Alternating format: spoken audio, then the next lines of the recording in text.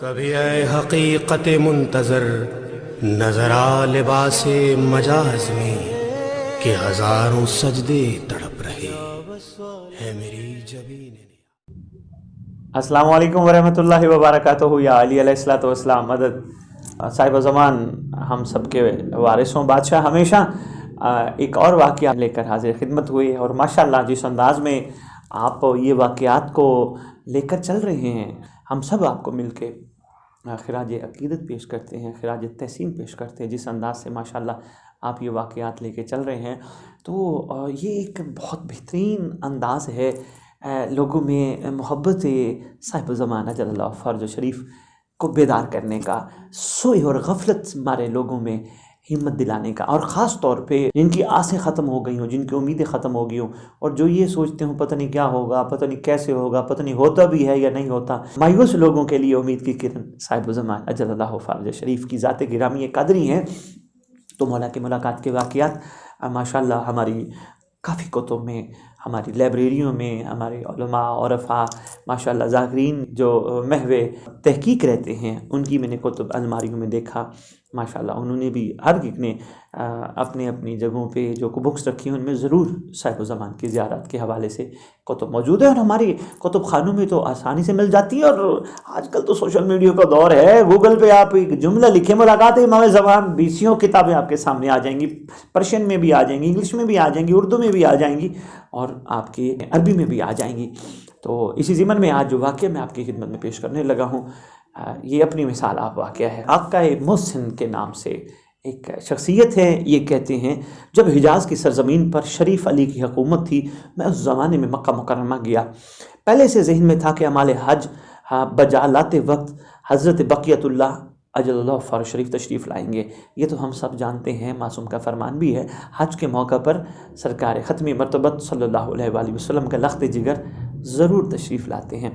تو کہتے ہیں میرا بھی یہی تھا کہ ذہن میں کہ آئیں گے. اس سال حضرت کی ملاقات کا بہت زیادہ دل میں خیال تھا، لیکن حضرت کی زیارت نصیب نہ ہوئی. ارادہ کیا واپس وطن لوٹ جاؤں گا، لیکن پھر سوچا مکہ اور لبنان کا فاصلہ بہت زیادہ ہے، مناسب یہی ہے کہ مکہ میں ہی قیام کروں، شاید آئندہ سال حضرت کی زیارت نصیب ہو جائے. 5 سال تک حضرت کی زیارت نصیب نہ ہوئی، مسلسل 5 سال تک میں بھی مصروف رہا اسی میں کہ انشاءاللہ ضرور کھٹکھٹانا ہے دروازہ. مایوسی نہیں ہے، بات وہی آگی جو میں پہلے آپ کی خدمت میں عرض کر رہا تھا.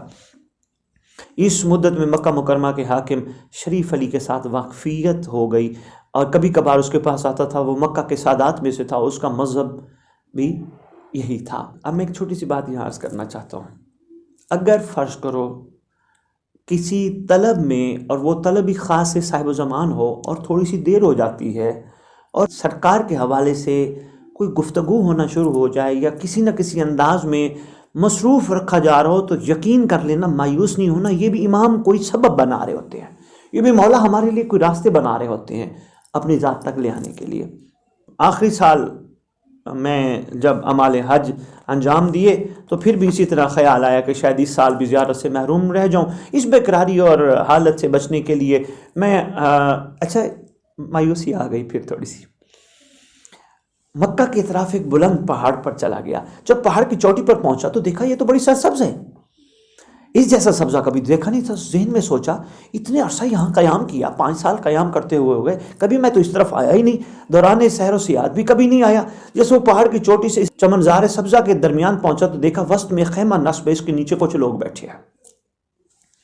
ایک شخصیت ہے بزرگی اور علم کے آثار نمایاں، خیمے کے درمیان بیٹھی ہو. معلوم ہوتا تھا کہ لوگوں کو درس دے رہے ہیں. ان بزرگ کی گفتگو سے جو کچھ میں نے سنا تھا وہ یہ تھا. اب جملہ ذرا دیکھیے گا، کیا کمال جملہ ہے. ہماری جدہ سیدہ کائنات ام ابیہا ملکہ کونین مخدوم عالمین صلوات اللہ سلام اللہ علیہا، شہزادی کونین کی اولاد و ذریت کو موت کے وقت ایمان و ولایت نصیب ہوتی ہے. ان کی نسل سے کوئی بھی شخص دنیا سے مذہب حقہ کی قبولی اور ایمان کے کامل ہونے سے پہلے نہیں جائے گا. اسی دوران مکہ مکرمہ کی طرف سے ایک شخص شریف کی موت قریب ہے، آپ تشریف لائیں. کہتے ہیں میں سیدھا مکہ کی طرف چل پڑا، فوراً سیدھا بادشاہ کے محل میں داخل ہوا. میں نے دیکھا وہ آخری حالت میں، اختزار کی حالت میں ہے. کچھ علماء اور قاضی ان کے گرد بیٹھے ہیں اور ان کو ایک مذہب کی تلقین کر رہے ہیں، لیکن وہ کسی طرح بھی ایک لفظ زبان پر نہیں لاتے.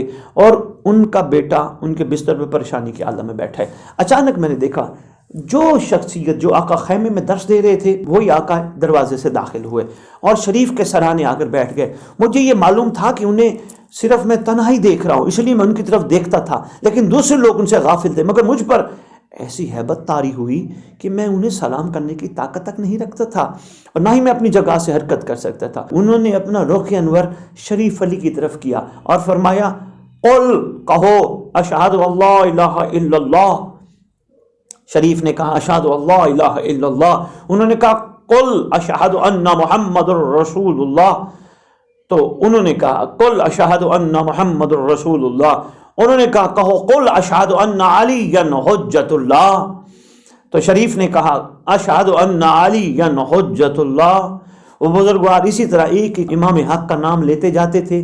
قل، کہو میں گواہی دیتا ہوں، میں گواہی دیتا ہوں. دوسرا امام، تیسرا امام، چوتھا امام، پانچواں امام، چھٹا امام، ساتواں امام، آٹھواں امام، نواں امام، 10واں امام، 11واں امام. اور شریف ہر ایک اقرار کرتا جاتا تھا. شریف علی ترتیب کے ساتھ اقرار کرتا جا رہا تھا یہاں تک کہ حضرت بقیت اللہ ارواحنا فداء کے نام میں مقدس پر پہنچا اور ان بزرگوار شخصیت نے فرمایا تو کہے میں گواہی دیتا ہوں آپ اللہ کی حجت ہے.